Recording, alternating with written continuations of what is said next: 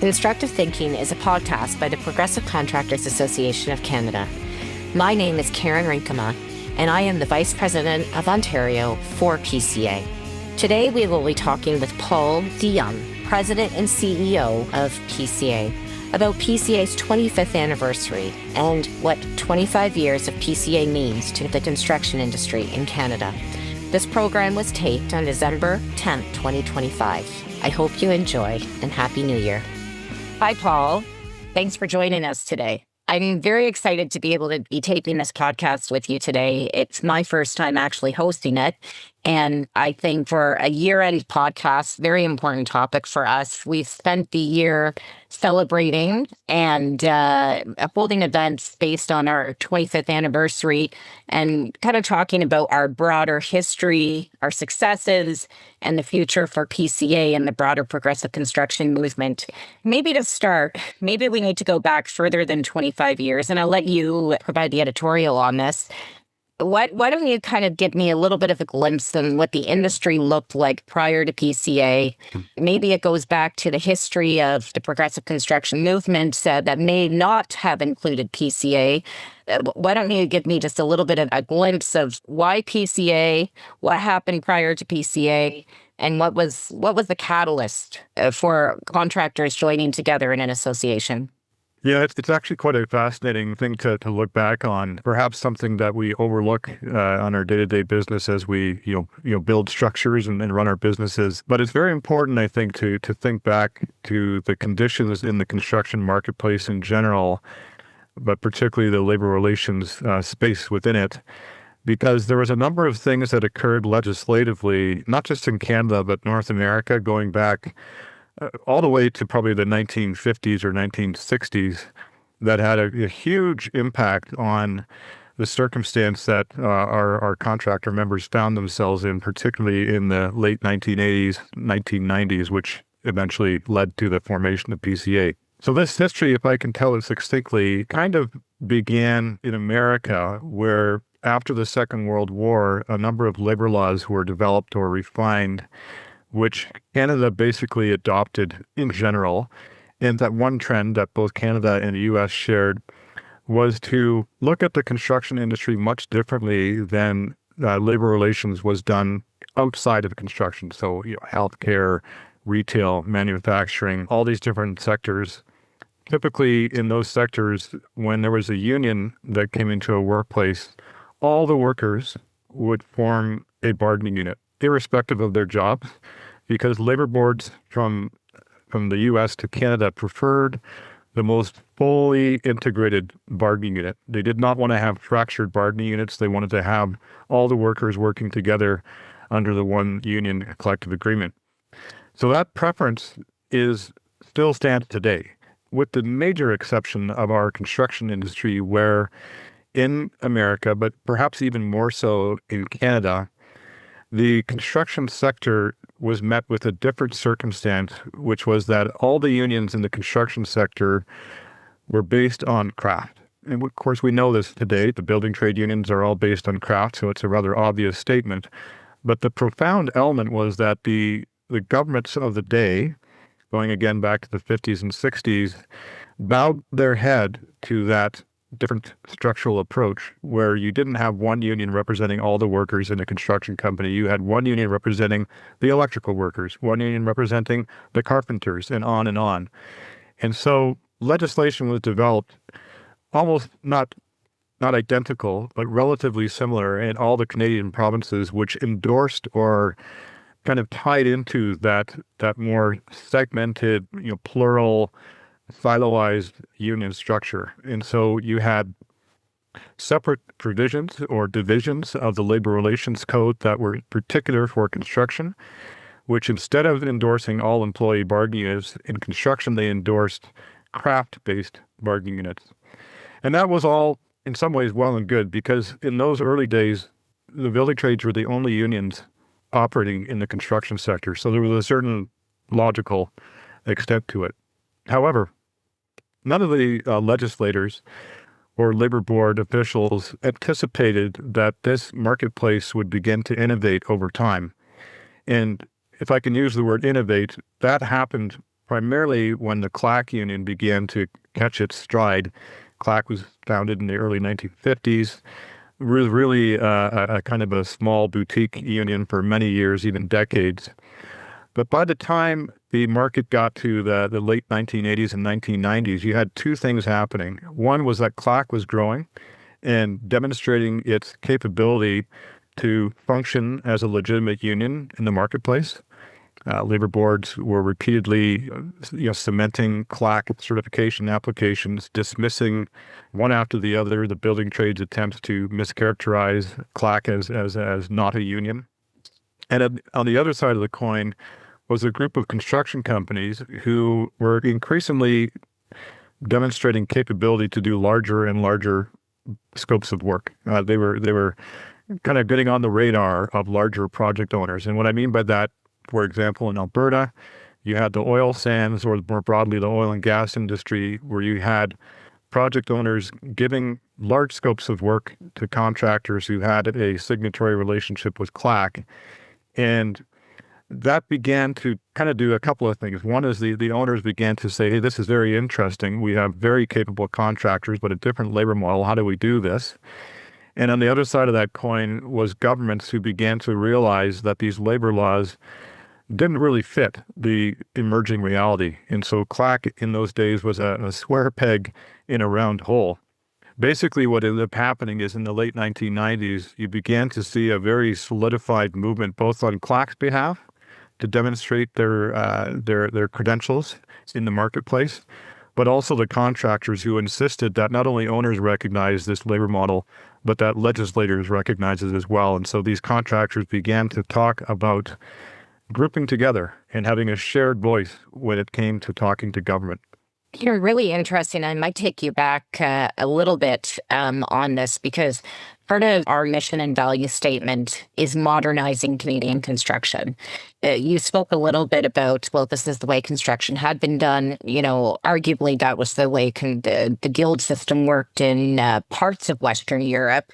But what's really interesting about this is the comparison between the guild system in parts of Western Europe and then this idea of a progressive union, a wall-to-wall union, a union that respects both employers and the employees, kind of merging out of other parts of Western Europe and finding itself here in Canada.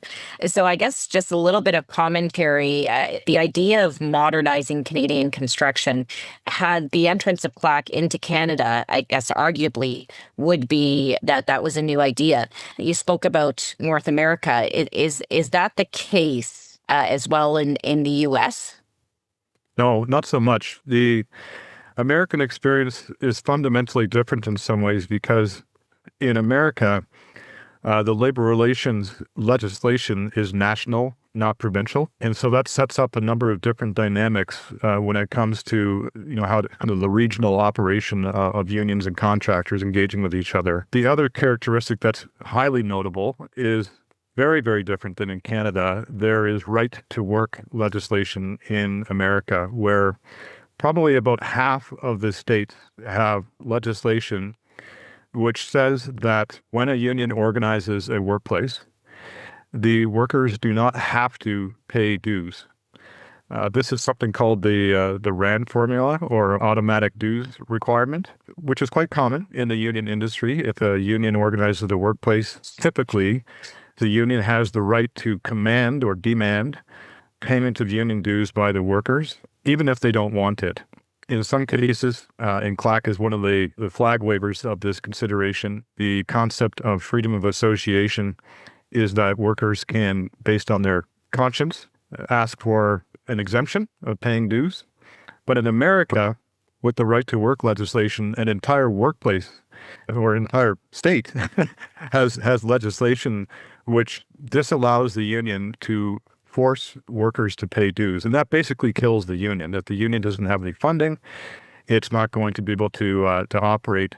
And so in America, you have a very polarized kind of a situation where some of the states are very strong in terms of the union movement, not just with building trades in construction, but at other unions in other sectors. And then conversely, in other states, the unions are basically non-existent because they're allowed to exist, but they can't functionally exist. That is completely different in Canada, although some voices have over the years argued for right-to-work style legislation in Canada, but it's never gone anywhere. Okay, so now back to PCA and 25 years ago and what was happening with governance here. Obviously, an opportunity here in Canada, but not in the US, which makes actually the opportunities in Canada and the interest from owners to build in Canada having not either a black or white choice, union or non-union. They have a choice of a progressive union in which the employees enjoy all the benefits from a union, but the employers enjoy a very productive workforce, one that's flexible. So here we are 25 years ago.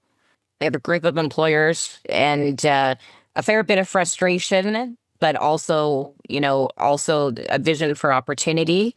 And they said, okay, it's time. Let's form an association. So can you bring us back to what was happening 25 years ago and, where in the country was this interest?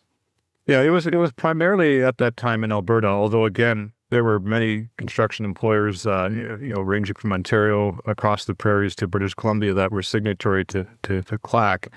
But the numbers were fairly small, but particularly began to grow in Alberta because, as I mentioned earlier, some of the contractors were gaining a lot of skill in doing more than just the traditional kind of commercial institutional construction. We're reaching into light industrial and even heavy industrial construction, and in particular, two examples serve to kind of show what happened. One of them was in Cold Lake, Alberta, where I believe it was Shell doing a project called McKeesis, which was arguably a fairly typical industrial construction project being done by one or more of PCA's eventual members with the CLAC union relationship.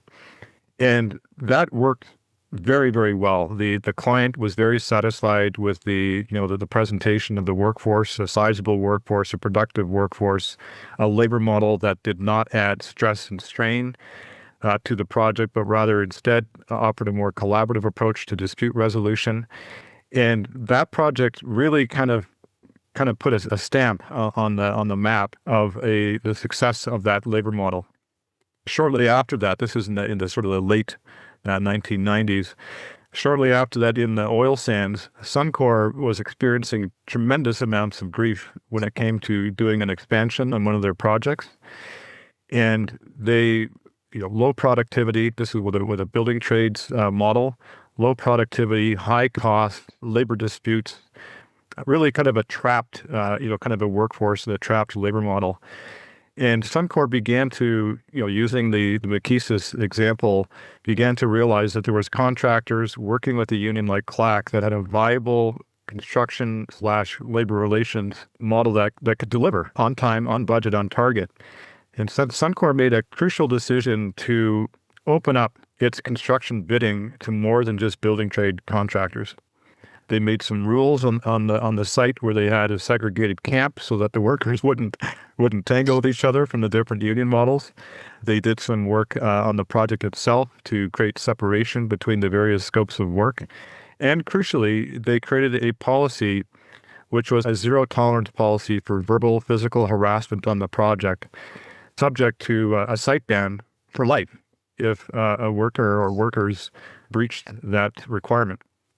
Now, it didn't go easily, but stepping back a bunch of paces, that was a complete game changer because as the months and the years moved on, Suncor experienced a huge change where they began to experience the benefits of having competition, not just between contractors, but competition between unions who now had to demonstrate a level of kind of sober engagement instead of flexing their arms and being muscular and earnestly representing the workers rather than demanding representation. And that model was very keenly perceived by other emerging project owners such as CNRL, who did the first in many, many years, if not decades, greenfield project called Horizon. And after that, there was a flood of projects, Meg Energy, ConocoPhillips, Thermont, Imperial Oil, Curl Lake, and the list goes on. Now, obviously, that was a lot because of oil prices.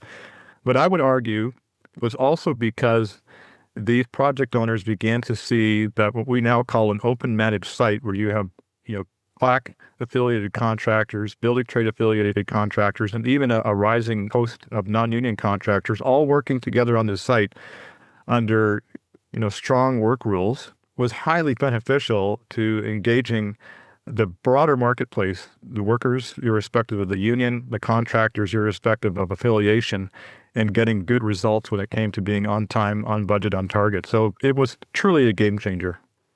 Yeah, that's really interesting. I think you underlined one of the questions that many individuals have, that, introducing a different labor model and introducing new contractors into building a project, you could look at it very thinly and say, okay, well, the competition in itself just drives individuals to, sharpen their pencils, to recognize that there's somebody else competing. But I think what you've actually really highlighted, and is so important, particularly for a conversation in 2025 now, is that there's a lot more to it. It's the innovation of working differently when a construction project and the cost of labor is, 37 to 42% of your cost of building a construction project. It's that innovation that drives the productivity. Yeah. And interestingly enough, back to the beginning of our conversation, where you highlighted, all these different industries were moving towards a more innovative model between union and employer relations. Yet in the construction industry, unfortunately, still in some places in the country, we're still working within an industry model that embraces the way that we did work 100 years ago, 120 years ago.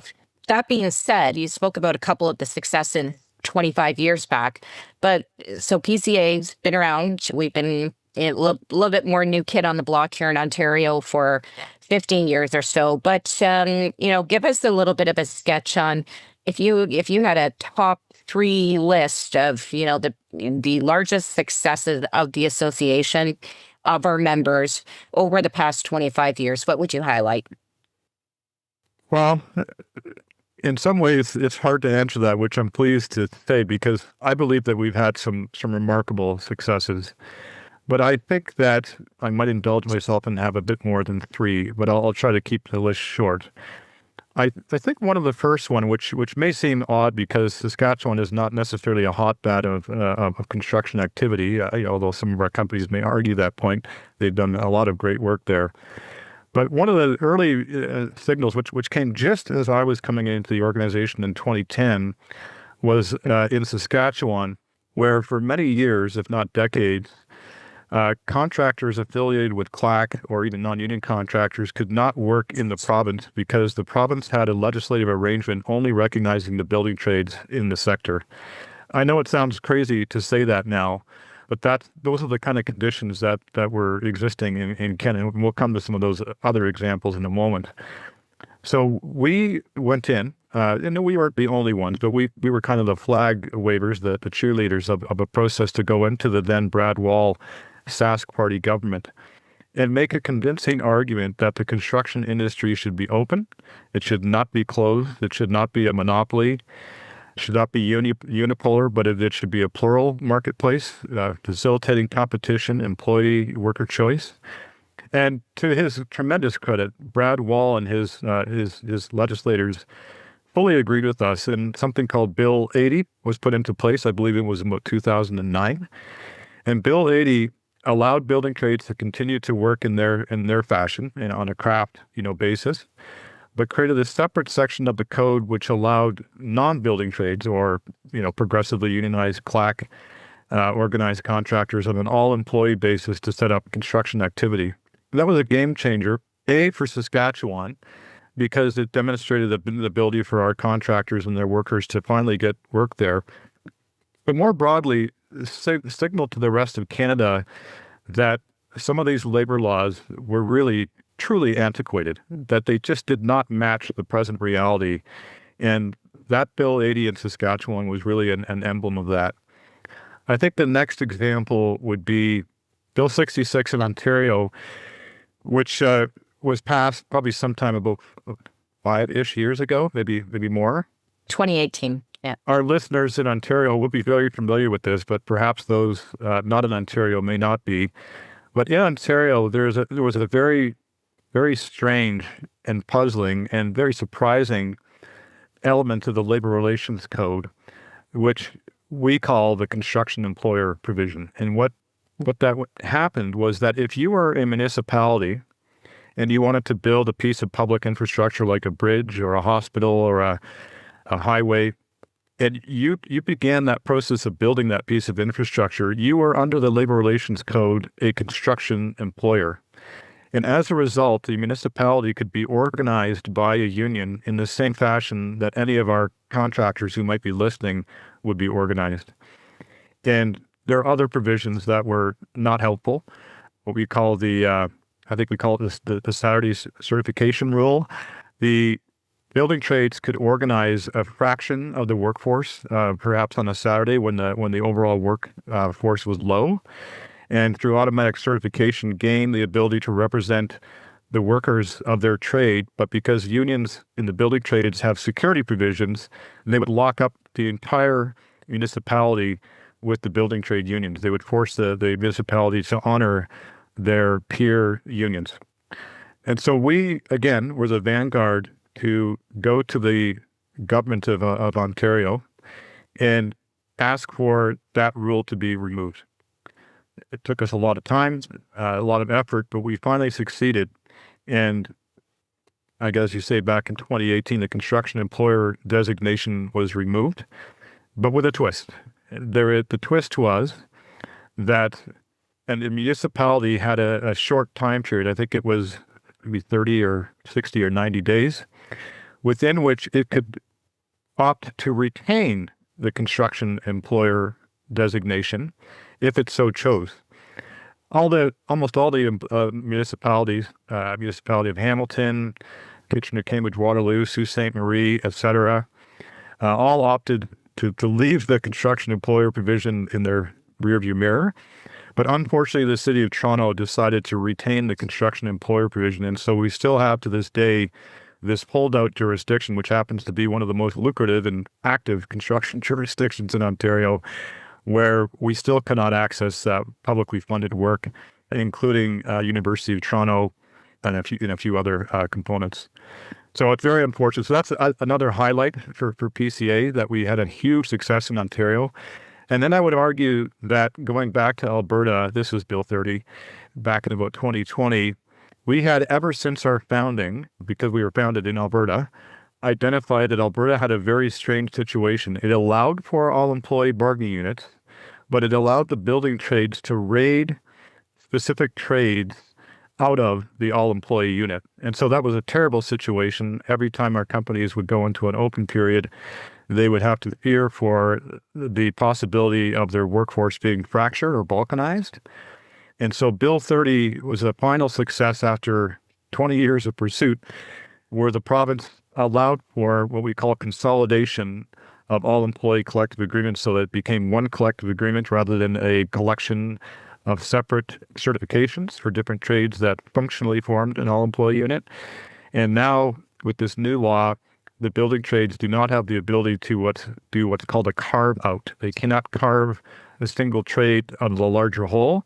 The larger whole must be kept intact. And this goes back to that original point that we talked about, which is the Alberta government's recognition that all employee bargaining units are the norm, not the exception, in the labor relations marketplace.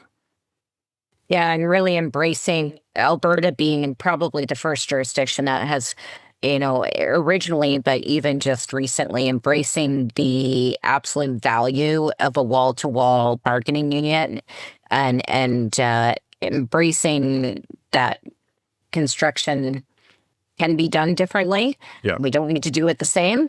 And probably, to Alberta's credit too, with so many private owners and their interest in building in Alberta, it kind of recognizing that value proposition of increasing productivity. I mean, this industry, I don't know how many different articles and even podcasts I've listened to over the past year about Canada's productivity declining, but the construction industry, probably one of the worst culprits in that conversation about increasing productivity.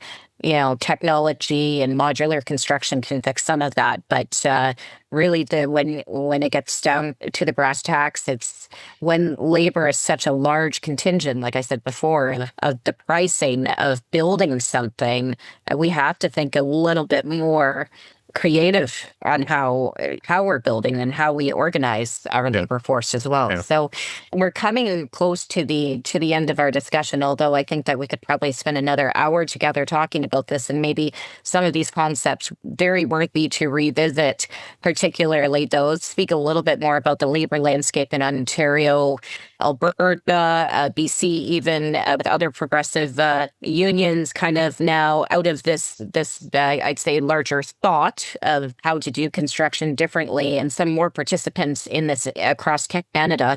But let's keep it to PCA just more specifically now. We've done a lot in 25 years. We like to say we punch way beyond our weight class, but there's still a lot of challenges. Unfortunately, the job is not done. I guess we have jobs to be done in the next 25 years. But if you had to kind of take a step back and say, okay, who knows what's going to happen in the next 25 years, but we know the near and present danger, but what is that illustrating for us for the next 25 years? How has our challenge changed?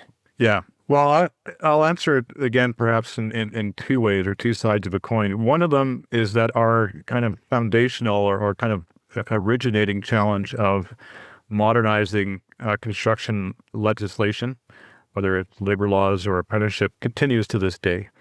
We have, as we discussed, just by those short examples, achieved major successes, but we still have these pockets. For example, in Saskatchewan, you can still carve out of an all-employee whole. In BC, you can sort of carve out. You can do what's called a multi-party carve-out. And we have, of course, the City of Toronto example. So we still have these kind of legacy imperatives as PCA to address those labor laws and apprenticeship legislation that are antiquated. And we will continue to pursue those with a lot of vigor. The challenge that we have, however, moving forward is that the building trades have created a new kind of playing card. And it has to do with a concept that economists call regulatory capture. The approach that the building trades now do, in addition to attacking us when there are weaknesses in the labor laws, is to go directly to friendly governments and insist that they are the center of gravity of the construction industry, and that in order for a large project to be done without labor strife, on budget, on time, and to support what they often call, community benefits or social benefits, like, hiring more apprentices, more Indigenous workers, women, etc. The building trades make an argument, unfortunately frequently successful, that the provincial government or the municipality should give the entire project to the building trades. An example of this, unfortunately, abound. British Columbia, tens of billions of dollars of work have exclusively gone to the building trades under something called a community benefit agreement, which gives the building trades exclusive access. With a twist, our contractors can bid, but all their workers are forced to join a building trade union against their will. Otherwise, they can't work. In the city of Ottawa, we have a new civic hospital campus being built. And again, the building trade successfully appealed to the hospital authority to have an exclusive deal done using a relatively infrequently used provision called the project labor agreement, which typically had been dedicated to industrial projects in Sarnia. And this time it was the first time it was being used outside of that context. And is yet another example that the building trades are using this kind of negotiation with various levels of government to get exclusive access. We even see examples of organizations like Leuna, who have a pension fund called Fengate. And Fengate, at least once, and probably more than once, has taken an equity stake in a public project, which then gives them the ability as a quote-unquote project owner or project stakeholder to create labor rules that affect the project. I think a lot of people are, if you're listening to this, you've heard the word building trades repeated a number of different times, and we're talking about regulatory capture. I guess my first question is, why? Why would the building trades have an interest in monopolizing projects? Why not just compete? And two, I guess another question is, and this has always interested me prior to joining PCA, but really enjoyed your explanation and listening to you in front of government meetings as well. Why would our contractors not look for the same loopholes? Why would we not try to strive for a monopoly? Is there a role, like, are we trying to get rid of the building trades, or do they serve a role in the broader construction marketplace? That's a pretty deep question. And I think that objectively, and to be fair, we don't want to pursue replacing one monopoly with another. I don't think that, other than the sort of the visceral or the kind of the momentary impulse to control the market and to, secure it as your own, that may be an interesting motivation. But I don't think that our contractors, and certainly PCA has not been tasked with that pursuit to achieve a monopoly in place of another. I think that our contractors believe for their own business, but also as colleagues, if you will, corporate colleagues in the larger Canadian marketplace, particularly in the context of the relatively recent American administration protectionism, that the very worst thing that we should be doing in the Canadian marketplace is fostering protectionism and monopoly. That instead, competition in its purest sense is the way to go. Competition meaning workers should have the right to join or not join a union and should not be compelled. Contractors should not be corralled into one labor model or another. They should feel free to set up their business in the manner that they see fit. And to be fair, some of our members will have some connection historically to the building trades. They'll have some connection to the non-union industry and some connection to the CLAC sector, because it gives them flexibility and recognizes that their workers may choose different labor models. So rather than trying to control that and kind of mandate certain outcomes, our approach, and I think that of our contractors, is to say, let's be game ready for any scenario that comes when the marketplace presents itself with an opportunity. And so there may be instances where contractors may use a building trades model. I think that those circumstances are shrinking in number and in scope. And there's other circumstances that they may want to work with non-union. But we have found, somewhat to our gratification, that the concept of the collaborative, cooperative labor model that we have with CLAC, where we can engage in innovation like multi-skilling and dual ticketing, is really that innovation that we talked about and that the industry is so hungry for. Construction has seen a tremendous amount of innovation in the kind of the hard science, different materials, different, mechanical approaches. But in terms of the soft science or the human science, there's been very little innovation in this industry other than that which we at PCA, working with our colleagues at CLAC and other independent unions, have brought forward, which is that innovation in human relations. So I think to answer your question, competition is key, and we don't want to seek one monopoly in replacement of another, but rather than to open things up so there's more options and solutions on the table. Well, I think that's a fantastic way to end this discussion. And like I said, we could dig into so many of these concepts. I think the next one I'd love to dig into is that concept of multi-skilling and how that could, in essence, solve not all of our skilled trade woes here in Canada, but can provide innovative way to organize our labor and to, in fact, probably provide our skilled trade workers with a number of different tools in their toolbox to be successful. So, but we'll get back to multi-skilling some other day. But I think this has been a really, really good sketch on some of our challenges, some of our successes. I think, just recently in the past 3 to 6 months, the focus on nation building projects, both public infrastructure and those with private investment, has been so welcomed by the industry. Mm-hmm. I think we have a real point of inflection here to make a difference within this industry. But I think, the challenges continue. We have governments that haven't quite embraced a need for competition in all industry sectors. Is there anything else that you'd like to add? Well, at the risk of sounding a bit, kind of predictable, I think that our listeners need to know that the game is afoot, and we are eager to fight this fight. We see these challenges very clearly, and we have a tremendous amount of energy at PCA to pursue them. both those kind of traditional legacy labor code issues, but also the sort of the new form of regulatory capture. And we think that governments across the land are some very rapidly becoming aware of the value of our model, others perhaps a bit more slowly. But the power of our message is undeniable. That competition, that fairness is the order of the day, and that it just does not make sense to close things down in favor of one model picking winners and losers. So I think we have the momentum, we have the kind of the thought leadership that's required, and we've got the energy to tackle this, and we're going to keep doing it. Absolutely. Thanks so much, Paul. And to all our listeners, happy holidays. We'll be back with you January of 2026. And I'm sure some more exciting news to share at that time. Thanks so much, Paul, for your time today. Thank you, Karen.